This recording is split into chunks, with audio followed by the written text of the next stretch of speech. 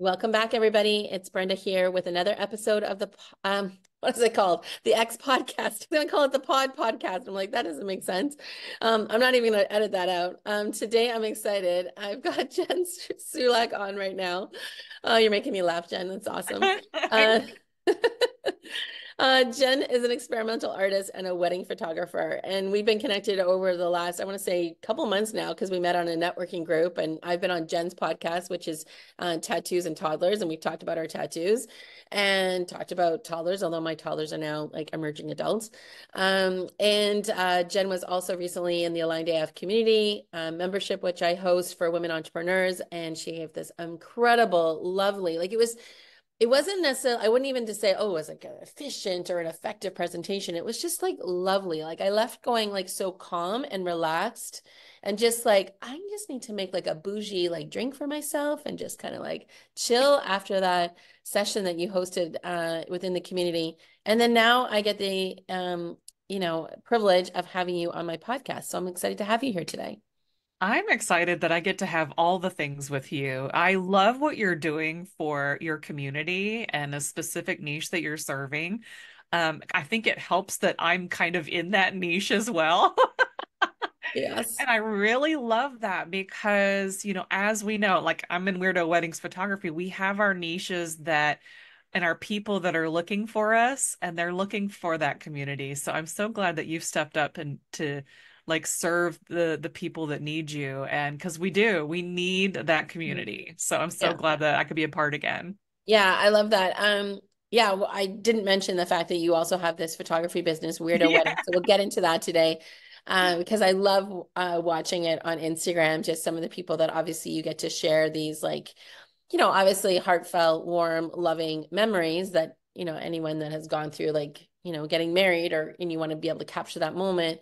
But some of your obviously clients that you work with have these like great ideas about how to, you know, tap into their creativity. So I want to get into that today. But Yes. talking about the whole conversation around niche, yeah, it took me a while to figure that out. Like when I started my business, it was like, oh, I'll just do what I was doing in my corporate days, but now freelance it, fractional support, whatever that looked like. And after a year or two of doing that, I was like, oh, I'm still feeling that burnout or that ick feeling that I was having for my corporate days. I'm like, oh, yeah, that's because I'm just doing what I was doing before, but without benefits and a bonus program. So, and a boss looming over me 24/7. Yeah. So it wasn't until I kind of just sort of stepped into like, what do I really want to do and be creative. So along that lines, because we talked about this in the community, and I want to kind of continue on with this thread for a few minutes, Yeah. just bringing this creativity, this love, this passion for what you do in your business. How did you figure that out for yourself? Big question. Well, yeah, the creativity part is lifelong, obviously. Sometimes you just wake up one day and you realize you've been creative your whole life, which is great because creativity comes into all the threads of your life, no matter what. So if you're starting a business, you have creativity. If you are working in corporate, you've got creativity and you use it at any time. And what's wonderful about part of my story is in photography. I kind of did it backwards anyway. Like I started my business and then I learned how to work the camera because my creative was on the forefront of the technical. And I was like, if I wait for the technical to catch up, I'm gonna miss the creative. But no, eventually I caught up with both of them working at the same time. So getting the technical in check and then learning how to make something creative with all of these different mediums and any medium that you want to study, it does require probably a little bit of study and a little bit of play. I mean, you can paint anything you want, but if you wanted to paint something like Happy Trees with, Bob Ross, you sit there and you watch Bob Ross paint and learn how to paint like Bob Ross does, or any other artist that inspires you. So yeah, creativity is always around, and I think that it gets a little scary when it isn't, because Mm. then you're turning into a production machine that's emotionless and then just getting the product out instead of accessing one of the greatest gifts that we could have as a human is Right. creativity. Yeah. So I'm so glad, like, 4 years ago I accessed it in my photography business again. I've done it multiple times and multiple cycles because I love the creative process. And so when I came up with the Weirdo Weddings side of it, I just thought, well, it's just a name that people have been working with my entire career. I just put a name to it. Hmm. And it just so happened to be a super creative approach to a community that I'm just like doing a call out, like, here's your lighthouse. I'm over here, sending out the beacon. And yeah, so let's talk a little bit about weirdo weddings and like what is it specifically? What makes them weird? And how do I guess you draw people, that niche that we've talked about before, into your orbit? I'm kind of curious about it. So it's kind of a three-part question. Yeah, me too, because this is an ongoing process for me to even talk about. It's one of those, you know how a lot of people post memes like that says, if you know, you know. Yeah. And when I originally said it out loud, I knew that it was going to fall in this quirky offbeat space. There's a lot of big brands in the alternative markets that are already established. And I just knew that once I said it out loud, there's going to be about 50% of the people that are going to run away Hmm. and about 50 of the percent of the people that are going to say, I get it. And I had a lot of times in my art career where people would look at me and say, we love and adore you, but we don't get it. And that was really hurtful for a really long time. Hmm. But now I'm just to the point where it doesn't matter if somebody gets it, like for the art side of it. In the weddings world, you either get it or you don't too with the weirdo, right? Like it's like you either are repulsed by that word or intrigued by that word. Hmm. And I do think weirdo is obviously used in a lot of negative ways, which rightly so. And then there's a lot of things that in the fine art community, this is why I'm talking from the art side of it, because my arts community is the ones we're always calling ourselves the weirdos. We're off doing the strange and unusual things.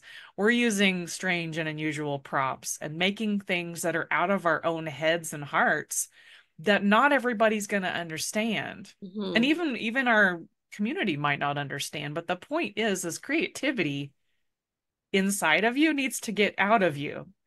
And so in the wedding world, when I started making that known, it's the same thing that's going to happen. It's subjective. It's like art. Weirdo is a subjective word. Like a lot of people automatically assume it's overly thematic and Halloween kinds of weddings. And I was like, but that's not the demographic. There's more than that. Sure.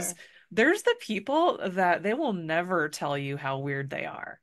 They will never show you how weird they are. Hmm. I know because I've been one of those people. I hid for a really long time. I was like, I just think I'm too weird that I'm not going to let anybody see me. So there's so many people that get married that simply identify with this word and they will never look like you think they will. They could be anybody off the street, honestly. They could be anybody who has an idea that wants to express themselves in their own way, can call themselves weirdos. It's a very fascinating thing to watch how many people are drawn to me just by the word and just by me being me and sharing the things that I love. Like if I'm nerdy about things, I try to share them.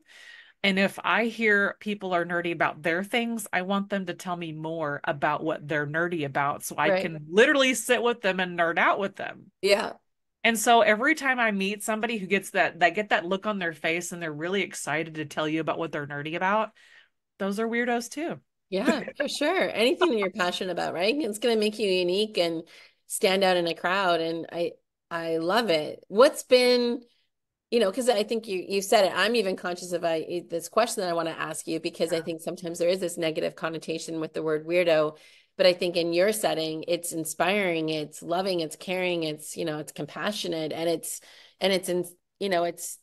energizing. So what's been the weirdest wedding? Like, like, I mean, I'm just kind of curious, like, how far, like, do people take it in the sense of like they're so comfortable working with you and expressing themselves that it becomes like the weirdest wedding? And this is a very commonly asked question too, because how do I answer this, Yeah, like, I mean, with out of so many 10, like, which is, wonderfully, yeah.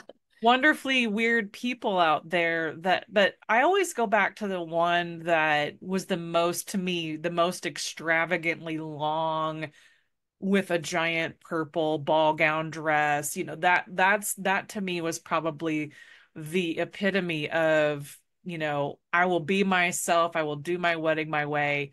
And it was in Massachusetts, believe it or not. Mhm. And it was all day long. We were at a YMCA enjoying all of the activities that you would at summer camp. Okay. And then all the way from zip lining to archery to swimming in the lake.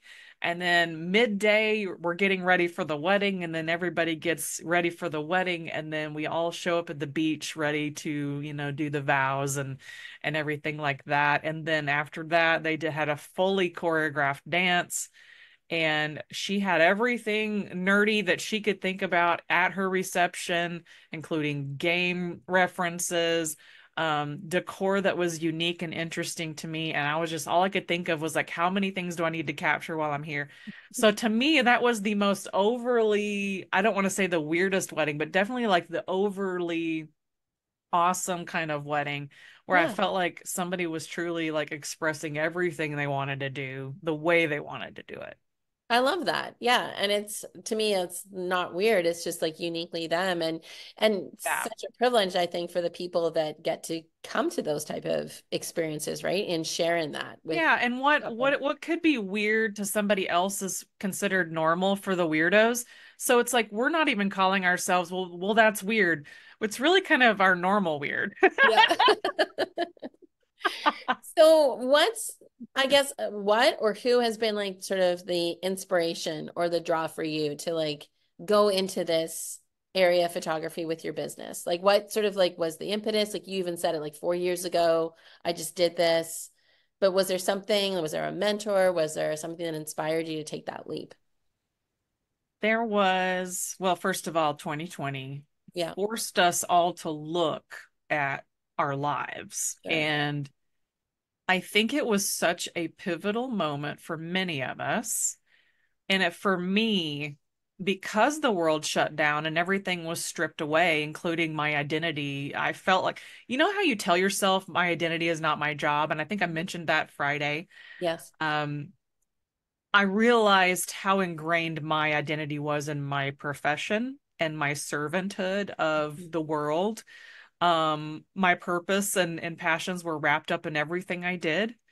Um, And I think it's rightly so. A lot of us do get wrapped up in all that. We love what we do, and when we can't do what we love, it's heartbreaking, Hmm.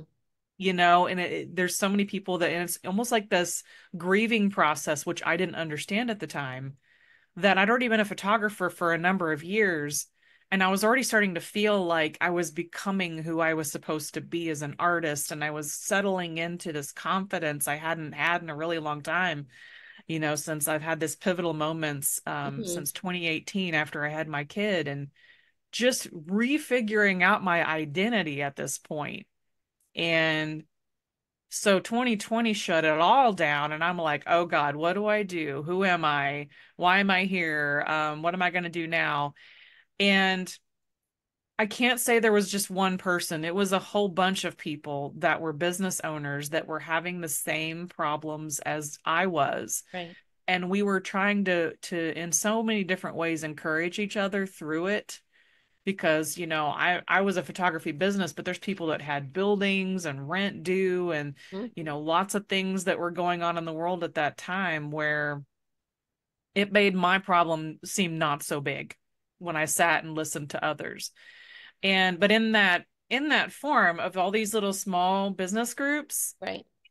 we started to talk about what did we want to do once the world opened up again.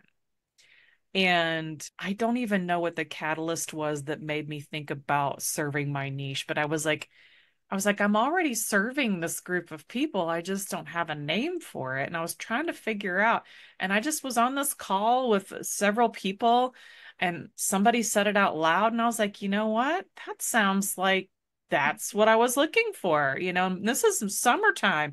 Almost literally, we're almost to the 4-year anniversary of Okay. my Weirdo Weddings. August 2020 is when I started it. And I had been on endless phone calls from March to August. I mean, y'all do the math. The world Right. shut down for us in March. I was on phone calls weekly through the summer Hmm. to just I was getting to a place of knowing that the world was going through what the world was going through, but still coming back to a place to dream, right? And I think that was such a powerful moment for me when I just said, why not now? This is the perfect time to do it. I'm in the perfect headspace. I've done my grieving. I had a lot happen in 2020. Hmm. Just beyond that, I had started my year with a miscarriage and my grandpa dying, then lockdown. And then Wow. I'm like, okay, well, let me grieve my business. So that's at least four things I'm having to grieve now. So Yeah. I'm like, okay. So I'm grieving everything and trying to Yeah. figure out. I mean, I want to share with y'all how intense it was.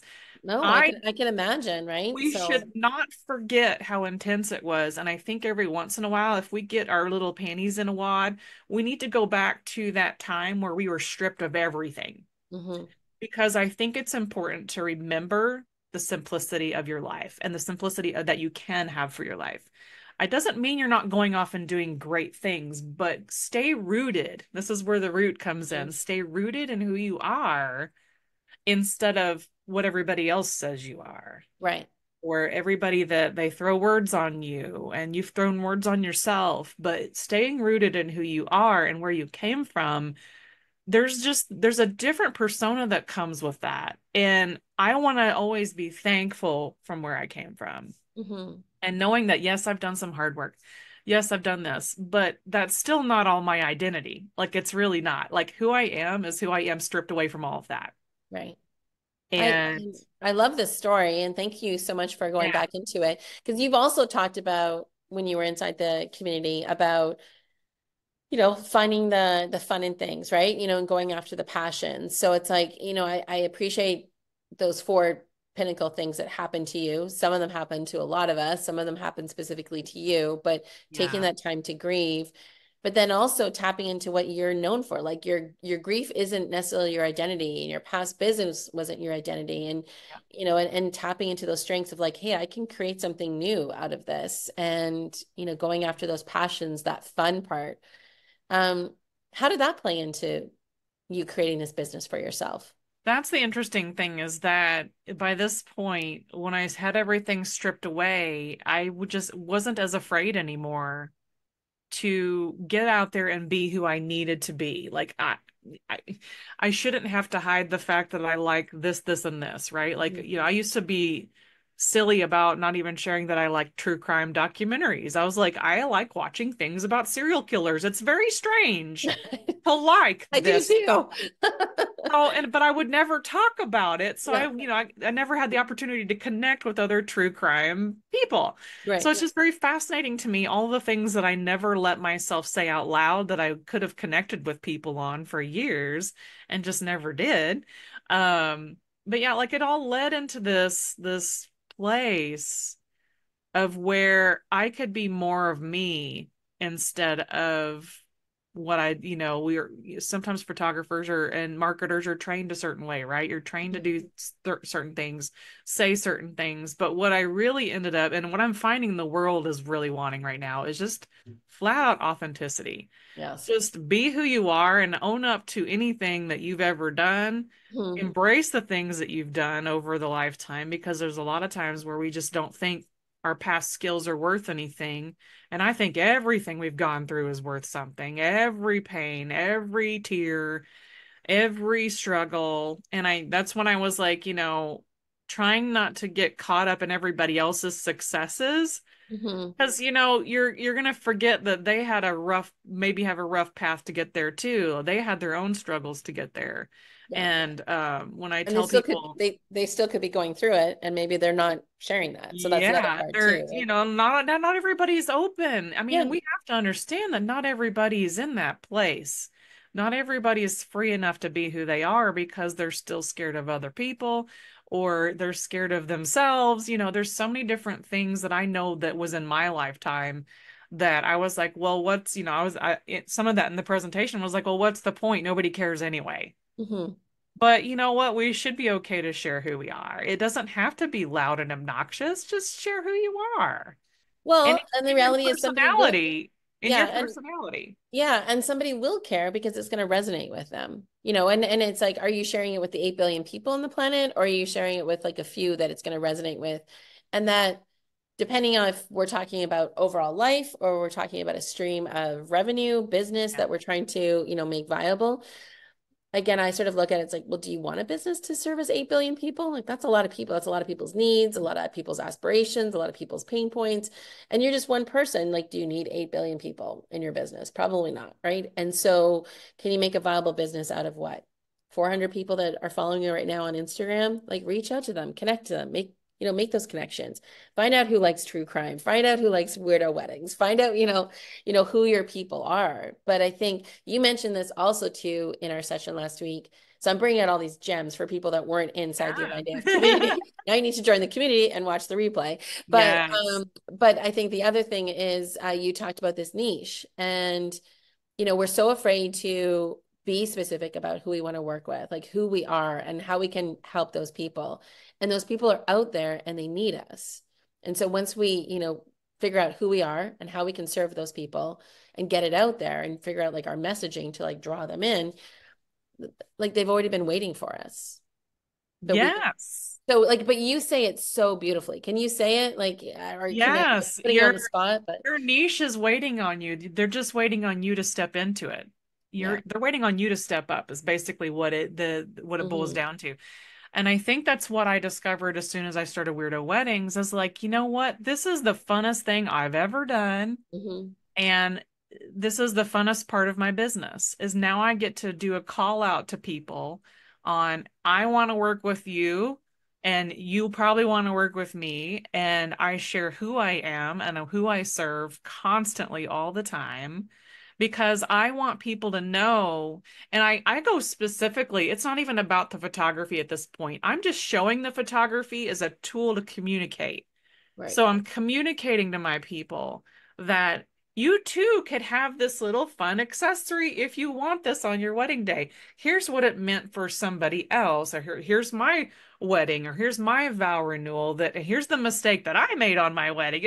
Stuff like that. Because like this is real information and connection with people that are trying to figure out their wedding days, much less a whole marriage after the wedding day.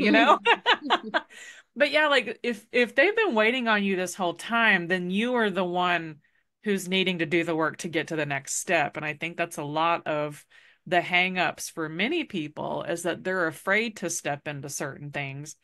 And I've had a lot of people in my life that love their brands, but they still have this idea that is kind of like a little offshoot bud of the main vine, right? Hmm.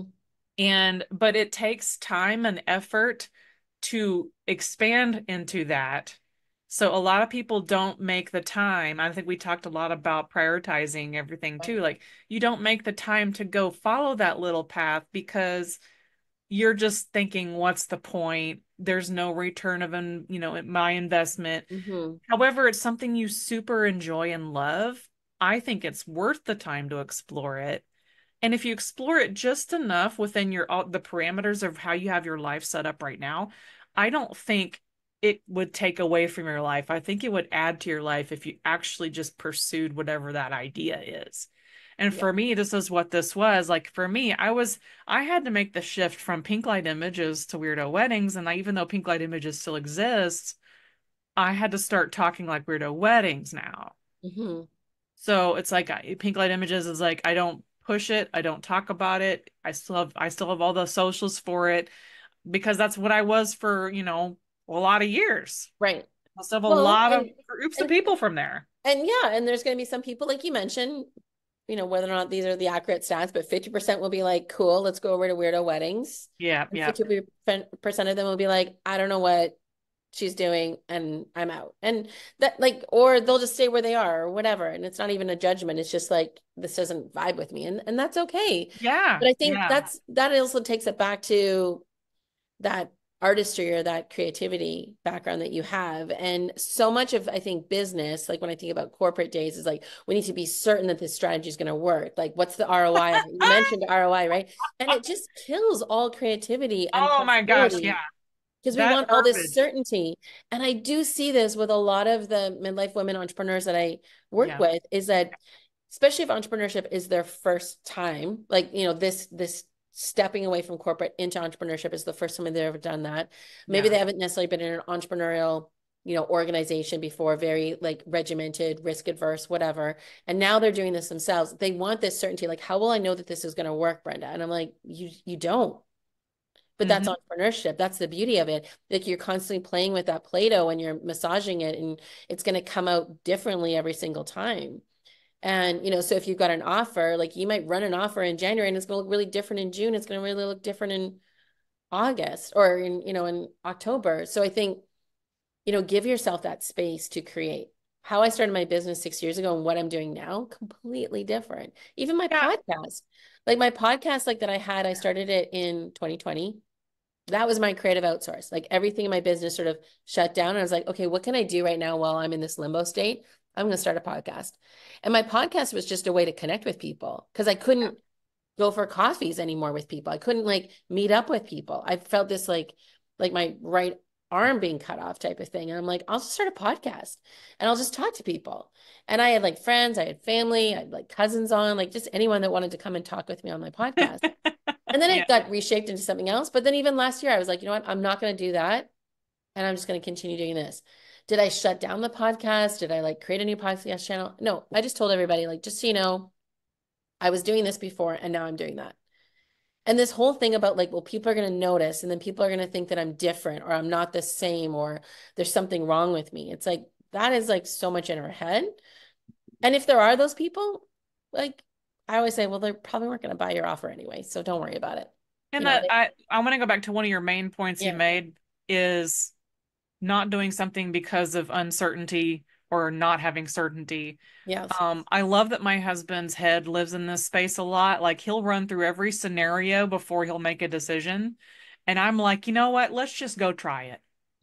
Let's go try it. And, there's some things that I'll run through my head, but sometimes you just don't know until you go try it. And especially if it's a lower risk to what you already have, why not try it out? And Yeah. if it doesn't work, you just reel it back in and figure out something else. A Yeah. lot of photographers do this a lot. Like, I've noticed a lot of my friends, they're like, they put out different marketing for different things because you do tend to have a lot of extensions of photography. So if you're not doing weddings right now, then you're putting out for certain kinds of portraits. Well, what kind of portraits? Well, some people do these 40 over 40 or 50 over 50. So they're celebrating all different kinds of, let's say women over 50. So there's Hmm. so many different niches within niches and certain things that you can try that are not like a headache to you. Yeah. And so I love the fact that creativity does lend you that little bit of courage to get out there and go on the adventure, knowing that you don't know, which is my favorite Bill and Ted quote, knowing that we know nothing is great because he's like, they're trying to quote this famous philosopher, but it's like the truth. It's okay that we don't know. There's just sometimes you just don't know till you go. And my other favorite thing that I love thinking about every time I get a little scared and knowing that I have something in front of me, but I can't see it. And I think of Indiana Jones.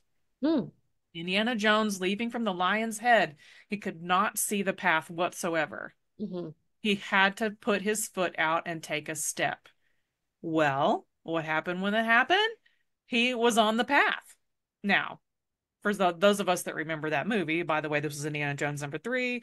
Okay. And so once he figured out there was a path and a bridge there, he threw the rocks back so people could follow him. Oh, this was the Last Crusade. I'm getting it now. Last Yeah. Crusade. Yes, I had to think for a second. I was like, I know it's the third one, but I couldn't remember the name of the movie. So in the Last Crusade, he was throwing the rocks over the bridge because you could not see it when you stood on the cliff or Right. whatever the chasm was that he was standing next to. And so I always think about that every time I get a little scared or things seem a little overwhelming. I think about that leap of faith right there or that Mhm. leap into the unknown because and even in my other talks, I talk about Star Trek and how we're going into the unknown consistently. I mean, their whole branding was about we're going where no one has gone before. Yeah.